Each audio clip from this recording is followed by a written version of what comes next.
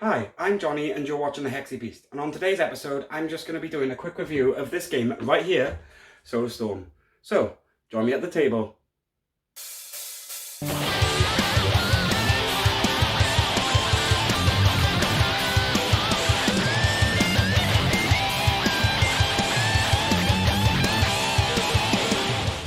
Okay, so the first thing we're going to do in Solar Storm is decide the difficulty. And we basically do this by choosing how many of these universal cards we're going to take with us. And in today's game, we're going to go easy. So we're just going to shuffle all these into the resource deck. So next we're going to sort out our damage decks. And to do this, first we're going to shuffle all three of these, separated by how much damage they do. So we'll have the 1 cards, the 2 cards, and the 3 cards. So we're going to shuffle 3 cards, place them on the bottom. Then we're going to shuffle the 2 cards, place them on top of that, and then we're going to shuffle the 1 cards and place them on top of that. So that's the damage deck sorted. Okay, then we're going to add a load of these cubes, filling up each space on each position on the ship, after we've placed the center core and randomly put the rooms around the outside of it. So let's do that now. Okay, so now that's done, we're going to take the bottom 2 cards off the damage deck. And then we're going to remove cubes from each space listed. So let's do that now. Okay, so now that we've done that, we're going to take this whole breach card and put it on the bottom of the damage deck. We've also dealt out 2 resource cards to show what's available for us throughout the game. And we are going to draw 4 cards for our starting hand.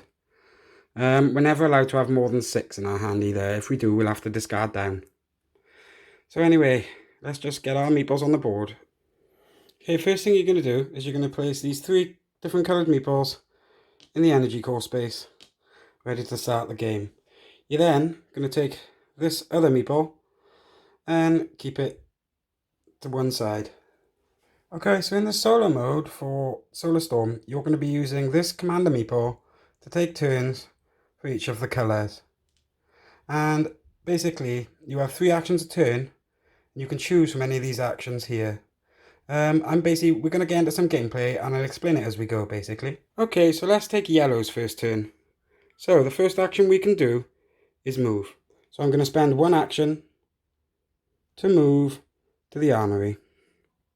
Okay, for my second action, I think I am actually going to repair this room I'm going to use the next 2 actions to repair this room using my purple nanobots card and my blue data card.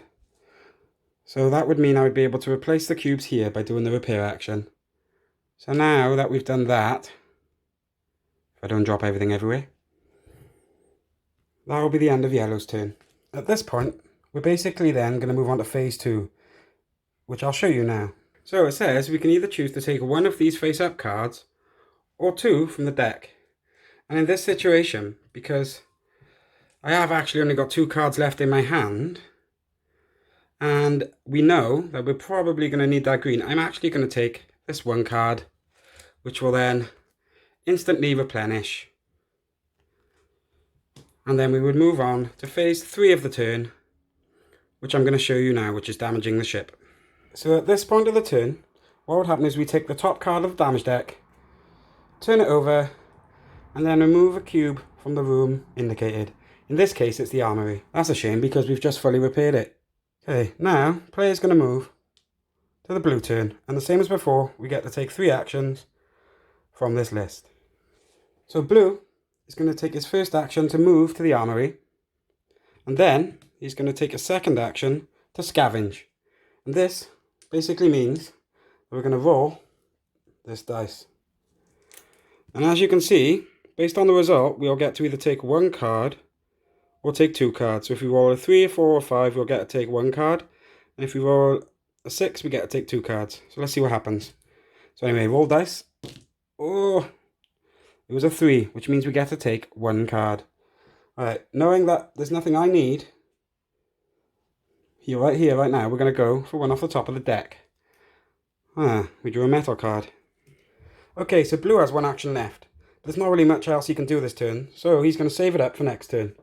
And when we do this, what we're going to do is we're going to take one of these +1 tokens and place it on the colour of the player who saved the action. It now means that in our next turn, we'll be able to take 4 actions instead of 3. So anyway, let's move on to the next phase. Okay, this time I'm going to draw 2 from the top. And we got an energy.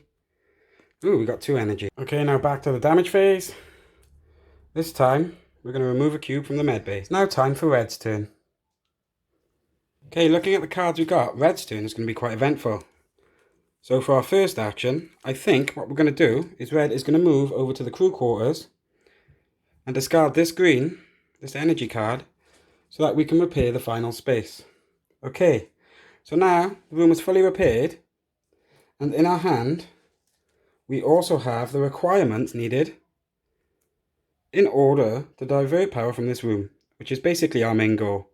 So we're going to discard these for our third action and take one of these power tokens and put it on the crew quarters. Okay, so what we're trying to do to win the game is to divert power from all the rooms around the outside by adding power tokens to them by completing their combos. So once all the rooms are full and actually have power diverted, it means on one of our turns we can move to this energy core and then spend an action in order to win the game. Okay, another thing worth noting is that another thing you can do on your turn is spend an action to do the effect on the room card. In order to do this, you'll have to have the room fully repaired.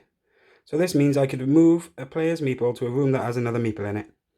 We're not going to use that now because we have no actions. Anyway, let's get back onto Yellow's turn. Okay, so on Yellow's turn, he's going to spend his first action to move to the repair centre. He's then going to spend his second action to discard this red metal card in order to repair it. Okay, so in the solo mode, the share resources action works a little differently. So because we've got a hand with 3 greens in it, what we're going to do is we're going to use the share resources action, which basically means we get to swap one of our cards in our hand with one of the cards in the offer. And right now, I think our best bet would be to swap this green for this purple. So now we go on to phase 2 again, in which case I'm going to draw 2 cards from the resources deck. Okay, and then we're going to do into phase 3 where we damage the ship. This time it's the cargo hold. Oof. Okay, so basically if there's no cubes on here and we have to damage it again, that room will explode and we lose the game. Another way we can lose the game is by running out of resources. Also worth noting is that if we eventually work our way through this damage deck, we'll reach this hull breach, which basically means that we'll roll the dice and deplete resources based on the results. This obviously means we can lose the game quite quickly. Okay, so this is basically how the game is played. The idea is you're going to keep diverting power until all the rooms are completely ready, and then you're going to move into the energy core, and then you're basically going to activate the ship's engines to get yourself out of a trajectory with the sun in order to win the game. So that's basically how the game is played. Now let's get back to the table where I can tell you what I think of it. Okay, so now I'm going to tell you what I think of the game. So first of all, for aesthetics, I've decided to give this one an 8. Mainly because I think the art on the box is very nice, and also I find that the graphic design itself makes it really easy to understand what you're supposed to do in the game. And aesthetically, I found it quite pleasing. Also enjoyed the fact that they included a translucent dice when they didn't really have to. They could have included any old solid colour dice, but they decided to take a thematic touch and make everything look a bit sci-fi. So that was aesthetics. Now let's get on to the gameplay. I think the gameplay itself is a really tight loop. It's about threat mitigation. I've won it very rarely, so it is quite a challenge. Also offering those difficulty levels means that you can increase the difficulty should you find the game too easy. So for gameplay, because of how tight it is and pretty much how well it flows, I've decided to give it a 9. Okay, so now we're moving on to the accessibility. Accessibility wise, I think this game is actually very easy to learn. Everything you need to know about the actions is generally written on those player aid cards.